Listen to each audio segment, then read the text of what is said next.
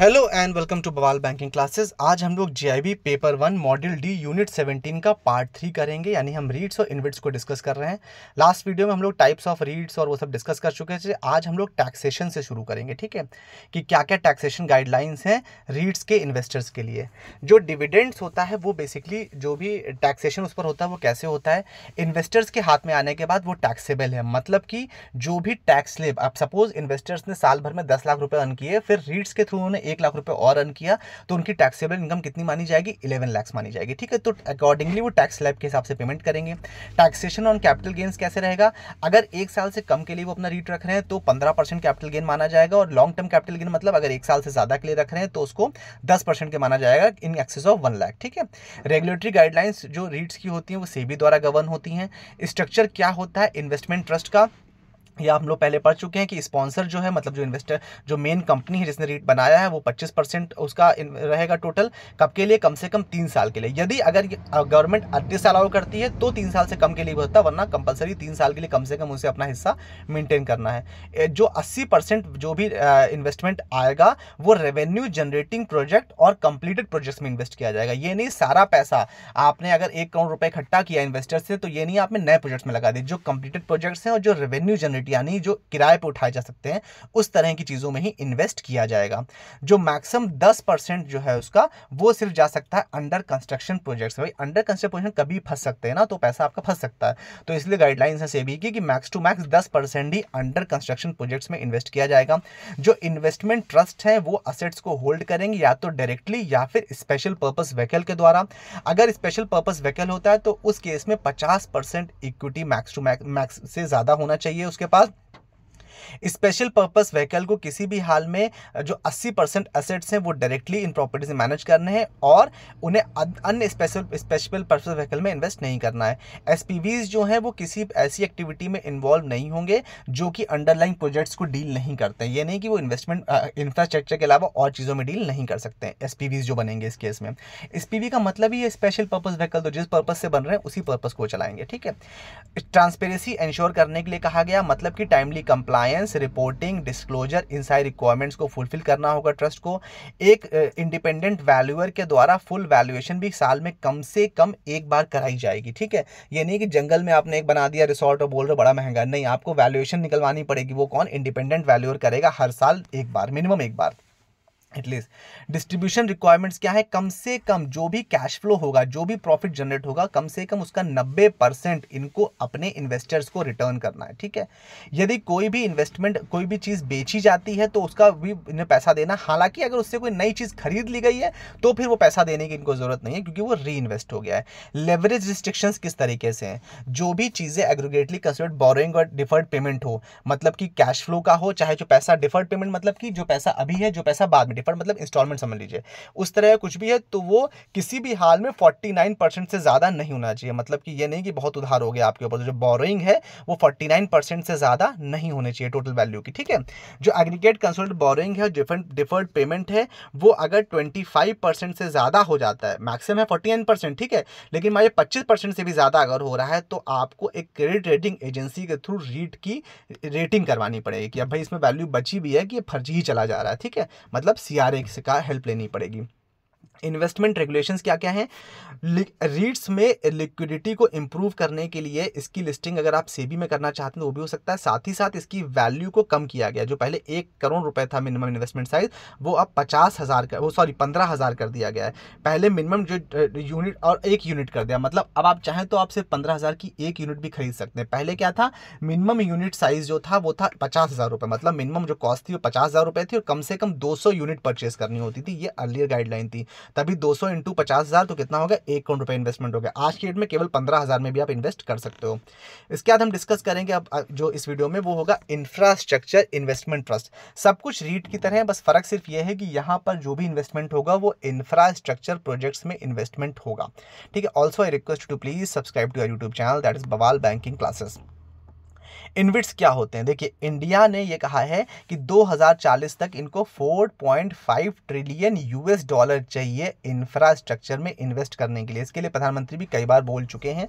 इसके लिए इंडिया ने एक नेशनल इंफ्रास्ट्रक्चर पाइपलाइन भी लॉन्च करी, जिससे कि इन्वेस्टमेंट्स को इनेबल किया जा सके। इंफ्रास्ट्रक्चर सेक्टर में कौन कौन सी चीज़ें काउंट होती हैं, जैसे road, ports, power, railway, airport, telecommunication, energy, coal, petroleum, cement production, ये सब इंफ्रास्ट्रक्चर्स में आते हैं। इन्विट्स जो होते हैं उनका ऑर्गेनाइजेशन जो होता है वो 3 टियर मैनेजमेंट में होता है, मतलब कि एक स्पॉन्सर, एक मैनेजर और एक ट्रस्टी। क्या होता है इसका एक फ्लो चार्ट देख लेते हैं। जैसे उस पोस्ट में स्पॉन्सर था, फिर ट्रस्ट था, इन्वेस्टर्स था।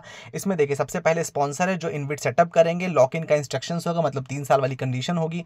इन्वेस्टर्स जो होंगे उनके लिए कोई लॉक इन नहीं होगा, वो यूनिट्स को फ्रीली बेच खरीद सकते हैं। ये लोग एक ट्रस्ट सेटअप करेंगे, वो ट्रस्ट एक ट्रस्टी सेटअप करेगा, उसकी एक फीस होगी। उसके बाद ये एक इन्वेस्टमेंट मैनेजर सेटअप करेंगे, जो मैनेजर डिसाइड करेगा कि उसके जो भी इन्वेस्टमेंट सबमिट डिसीजन होंगे वो सारे लेगा। फिर ये इन्विट जो है रजिस्टर्ड हो जाएगा। इसकी 100% इक्विटी किसमें जाएगी? स्पेशल पर्पस व्हीकल 1, 2, 3 जैसे ही बनेंगे वो एसेट्स होंगे इसके। और जो प्रोजेक्ट मैनेजर होगा वो इंडिपेंडेंटली उन एसपीवीज को मैनेज करेगा, मतलब उन प्रोजेक्ट्स को मैनेज करेगा। एसपीवी का मतलब ये हुआ कि आपने सपोज करिए ट्रस्ट ने इन्विट बनाया और 1 करोड़ रुपए इकट्ठा कर लिया। अब उसने क्या किया, 10-10 लाख के या 5-5 या 20-20 लाख के 5 एसपीवी बनाया, मतलब 5 प्रोजेक्ट शुरू किया, मतलब 5 बिल्डिंगों पे काम शुरू किया। तो हर एक एसपीवी के लिए एक एक प्रोजेक्ट मैनेजर होगा, ठीक है। तो जो इंडिपेंडेंटली प्रोजेक्ट देख रहा है दैट इज प्रोजेक्ट मैनेजर, और जो इन्वेस्टमेंट डिसीजन ले रहा है दैट इज इन्वेस्टमेंट मैनेजर। अब आगे डिटेल में देख लेते हैं। जो स्पॉन्सर है उसके लिए कहा गया है कि किसी भी इन्विट में max to max total 3 sponsor हो सकते हैं, मतलब मैक्सिमम 3 कंपनी मिलकर के काम कर सकती हैं, उससे ज़्यादा नहीं। यूजुअली जो स्पॉन्सर होता है वो कोई इंफ्रास्ट्रक्चर डेवलपमेंट कंपनी होती है, जो ओरिजिनली इन चीज़ों को, मतलब इंफ्रास्ट्रक्चर जैसे L&T है, इन प्रोजेक्ट्स को बनाती है, खरीदती है, इनको ओन करती है एज ए ट्रस्ट, ठीक है। प्राइमरी रिस्पॉन्सिबिलिटी जो स्पॉन्सर की वो होती है, वो क्या होती है कि इंफ्रास्ट्रक्चर इन्वेस्टमेंट ट्रस्ट सेटअप करना और एक सेबी अप्रूव ट्रस्टी को उसके लिए अपॉइंट करना, ये प्राइमरी रिक्वायरमेंट है। As per current regulation InvIT जो स्पॉन्सर्स होते हैं वो मैंडेटरी उनको 15% स्टेक, जैसे कि रीट के लिए मिनिमम 25% इन्वेस्टमेंट इन्हें अपना करना होता है, इसमें मिनिमम 15% स्टेक 3 साल तक के लिए इनको इसमें अपना रखना पड़ता है, ठीक है। रीट में 25%, ऐसे 15%, दोनों में 3 साल के लिए। मैनेजर हमने 2 बताया, एक इन्वेस्टमेंट मैनेजर, एक प्रोजेक्ट मैनेजर। जो इन्वेस्टमेंट मैनेजर होता है उसका बेसिकली काम होता है इन्विट में रिटर्न्स के लिए अच्छे डिसीजंस लेना, साथ ही साथ नई चीज़ों को कैसे खरीदना बेचना है वो चीज़ें डिसाइड करना। जो प्रोजेक्ट मैनेजर होता है वो बेसिकली उस पर्टिकुलर प्रोजेक्ट या उस पर्टिकुलर एसपीवी के डेवलपमेंट के लिए उसका जो ऑपरेटिंग सिस्टम है उसको समझने के लिए होता है कि कैसे उसको ऑपरेट करना है, कैसे उस काम को बढ़िया करना है। साथ ही साथ वो ये भी इंश्योर करता है कि जो प्रोजेक्ट्स कंप्लीटेड प्रोजेक्ट्स हैं उसको ट्रस्ट को टाइमली डिलीवर किया जाए और अंडर कंस्ट्रक्शन प्रोजेक्ट्स पे फोकस किया जाए।